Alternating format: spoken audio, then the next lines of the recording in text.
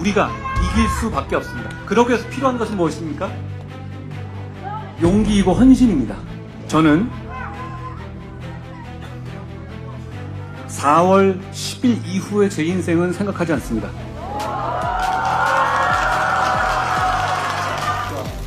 헌신 얘기가 나와서 그러는데요. 혹시 그 총선이 악법이라면 총선 이후에 수사하는 걸로 받을 생각은 없으신지, 그리고 대통령께 좀 용기와 헌신을 좀 요구할 그런 의향은 있으신지. 용기와 헌신도 맞는 내용에 대한 용기와 헌신이어야 되겠죠. 민주당이 이 법을 이 시점에 맞춰서 발의하고 통과되게 한 이유, 이게 아니라고 할 수 있습니까?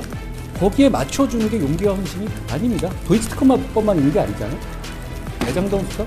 지금 진행하는 재판과 이거를 사실상 중지시키겠다는 얘기잖아요. 그게 맞는 얘기입니까?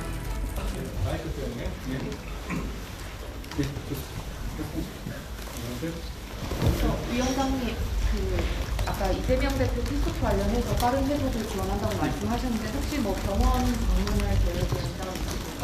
지금은 빠른 회복이 더 중요하잖아요. 그러니까 저의 마음이야 당연히 지금 언제든지 중단하고 가고 싶은데요. 지금 이런 상황에서 제가 방문하는 것이 빠른 회복에 꼭 도움이 될지 모르겠습니다. 그래서 치료하시는 상황을 보고 제가 그쪽 일정을 잘 맞춰보겠습니다.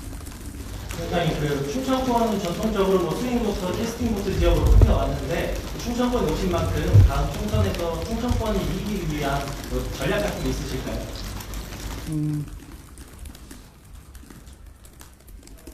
저는 그렇게 생각합니다. 보통 이 중도 확장 이렇게 얘기하잖아요. 그런데 세상에는 정말 많은 이슈들이 있습니다. 그런데 그 이슈들마다 전부 다 가운데 점을 찍는 사람은, 가운데 점을 찍는 정도의 생각을 가진 사람은 현실 세계에 존재하지 않습니다. 다 각각의 이슈마다 어떤 것은 조금 더 경쟁을 더 중시하는 사람, 자유를 더 중시하는 쪽에 방점을 두시는 분, 같은 분이 어떤 이슈에 대해서는 조금 더 평등이라든가 그런 쪽에 또 방점을 두시는 이런 분이 여러 가지를 합쳐가지고 가운데 평균을 낼 수 있을지 몰라도 그렇잖아요. 그러니까 저희는 각각의 이슈에 대해서 저희가 국민의 입장에서, 동료 시민의 입장에서 맞는 답을 내기 위해서 노력하겠습니다. 저희는 그게 바로 중도 확장의 문제라고 생각합니다. 어느 지역이나 어떤 큰 틀에서 아주 쉽게 평균을 내서 어떤 분들이 있다라고 상정하고 보는 거는 책임 있는 정치인이 할 일은 아닌 것 같아요. 저는 개별 이슈마다 동료 시민과 국민 그리고 이 나라에 맞는 답을 위해서 노력할 겁니다. 그 과정에서 언론 여러분들 많이 비판해 주시고 의견을 내주시면 좋겠습니다. 이성규 대통령이 신마선 하실 때 대전만 오셨고 한국은 부회장님도 이제 첫 지역 방문으로 대전을 오셨는데 이거는 대전 수도권 이성규 대통령처럼 중시한다는 의미로 가도 될까요? 윤 대통령께서 대전을 처음 먼저 왔는지는 제가 지금 알았고요.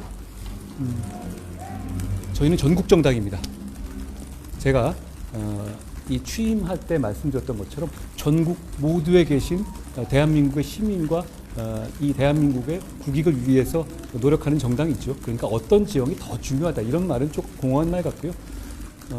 다만 대전, 충남, 충청이라는 곳이 기본적으로 우리 국토의 중심이잖아요.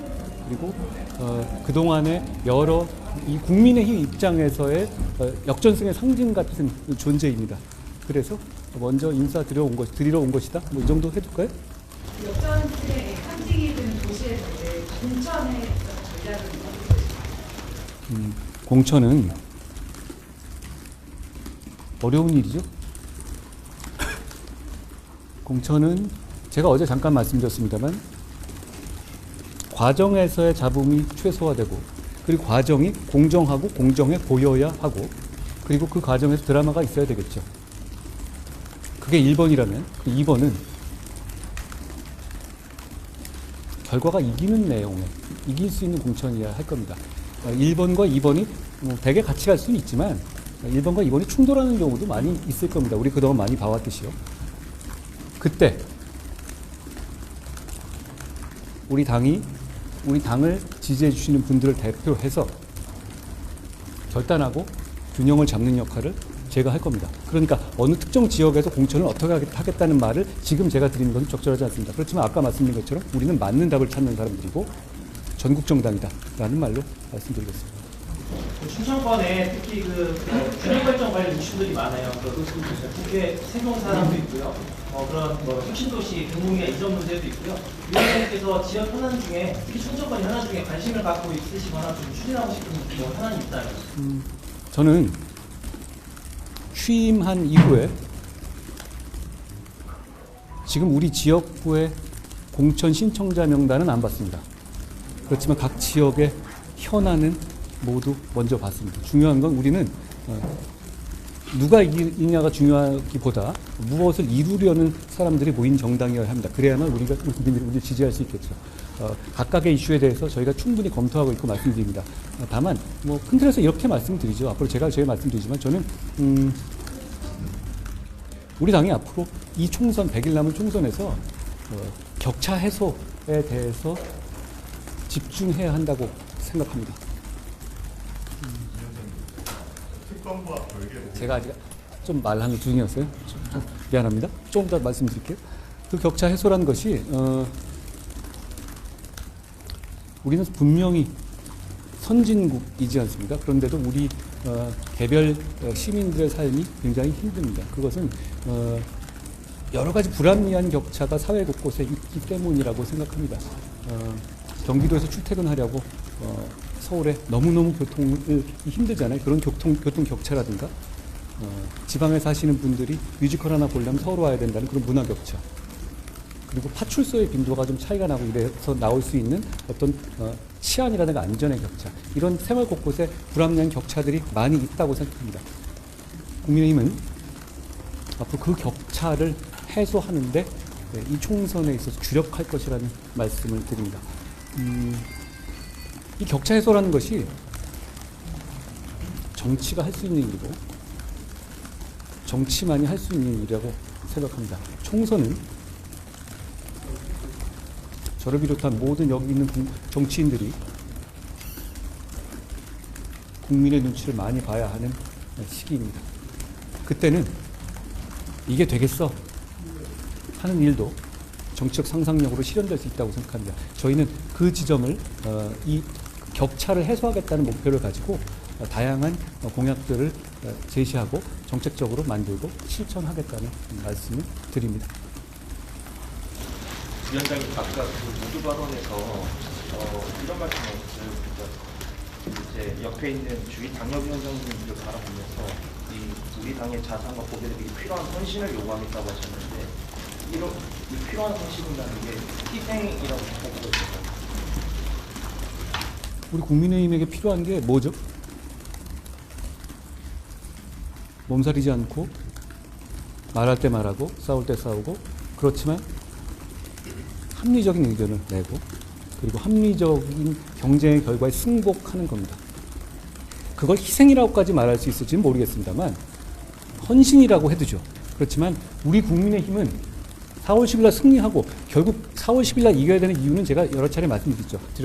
그것이 나라의 운명을 좌우하고 우리가 이겨야만 하기 때문입니다. 그게 국민에 도움이 된다고 저는 확신해요. 그걸 위해서 그런 헌신은 필요하다고 생각합니다. 그리고 그런 차원에서 제가 불출마를 사실 정계 데뷔하자마자 정계 은퇴 선언 같은 걸 한 건데요. 저는 그런 것을 그렇지만 불출마가 무조건 오냐 그렇지 않습니다. 출마가 희생이고 헌신일 경우도 있습니다. 이기기 위해서요. 그런 필요한 결정을 저는 사심없이 할 것이고 그 결정에 따라주시기 바란다는 말씀을 드리는 겁니다. 그러면 이길 수 있습니다. 그러니까 그 헌신 얘기가 나와서 그러는데요. 그 용기와 헌신이랑 피켓팅도 있던데 지금 특검 법권 행사하면 안 된다는 여론이 좀 높게 나오는데요. 혹시 그 총선용 악법이라면 총선 이후에 수사하는 걸로 받을 생각은 없으신지 그리고 대통령께 좀 용기와 헌신을 좀 요구할 그런 의향은 없으신지. 용기와 헌신도 맞는 내용에 대한 용기와 헌신이어야 되겠죠. 그렇게 총선을 그런 악법을 가지고 덮어버리고 국민의 눈과 귀를 가리겠다는 것을 받아들이는 게 어떻게 용기와 헌신일 수가 있습니까? 그 내용 자체가 문제인 것이기 때문에 그렇다는 말씀을 드리고요. 그리고 국민들께서 여러 가지 생각하시는 그 걱정이나 우려라든가 그런 거를 해소할 방법들은 당연히 정치권에서 논의할 수 있고 논의할 수 있는 것입니다. 그렇지만 그것이 특검을 받아라? 아니, 저 특검을 하게 되면은 제가 늘 말씀드렸다시피 4월 7, 8, 9, 10, 2시에 YTN에서 계속 누굴 불렀다, 무슨 내용 이랬다 이럴 텐데요. 그게 국민의 이 중요한 선거에서 국민의 선택을 하는 데 있어서 큰 장애가 되지 않겠습니까? 그리고 민주당이 이 법을 이 시점에 맞춰서 발의하고 통과되게 한 이유 이게 아니라고 할 수 있습니까? 거기에 맞춰주는 게 용기와 헌신이 아닙니다. 맞는 답을 내는 게 용기와 헌신이죠. 진짜 그렇게 돼서 여러분 기자 여러분 총선 기사 쓰실 때 매번 그거 쫓아다니면서 2시마다 그거 브리핑하고 낼까 말까 하면서 내야 되는 거 그 상황을 원하세요? 그게 그렇지 않잖아요. 이게 갑자기 생긴 사건도 아니고. 그러니까 저는 정책 승부, 무엇이 동료 시민과 국민과 이 나라를 위해서 옳은지에 대한 승부를 하자는 것입니다. 이 특검법은. 그리고 이 특검법이 도이치 특검법만 있는 게 아니잖아요. 대장동 수사? 아니, 지금 진행하는 재판과 이걸 사실상 중지시키겠다는 얘기잖아요. 그게 맞는 얘기입니까? 저는 그런 면에서 이 법을 받아들인 것이 용기와 헌신이라고 생각하지 않는다는 말씀을 드립니다. 장관수사가 지난 11월 재단되셨을 때 여의도 사투리를 쓰지 않겠다, 5천만 원 원을 쓰겠다 이렇게 말씀하셨던 거 아시는데 그 사이에 비대위원장이 되셨고 시간이 얼마 지나지 않았지만 그때 뭐 발언 과정이 잘 지켜지고 있다고 평가하십니까? 저는 지금까지는 적어도 살아오면서 제가 생각하는 대로 살아왔다고 생각합니다. 그리고 제가 여의도의 특유의 정치적인 어떤 이 해법이라든가 타협이라는 상세기 정신이라는 경험을 부정하는 건 아닙니다. 경험은 당연히 중요하지요. 그렇지만 지금의 위기는 경험이 부족해서 오는 것이 아니기 때문에 여러 가지 정치적 상상력과 국민과 동료 시민들의 시각에 맞는 판단과 발언을 해야 된다는 말씀을 드린 거죠. 저는 그러려고 노력하고 있는데요. 혹시 제가 그 점에서 부족해지거나 문제가 생기지면 언제든 지적해 주십시오. 혹시 공관위 구성 관련해서 한번 여쭤볼 수 있어요? 이게 1월 10일까지야 당원장 공관위 구성 완료 시점. 한 번도 안 지켰더라고요, 과거에. 아, 그럼 이번에도 안 지키는 가능성이 좀 높을까요? 저는 법을 지키는 사람입니다. 저 공관위는 우리 공천을 공정하고 이기는 공정을 하기 위한 중요한 툴입니다.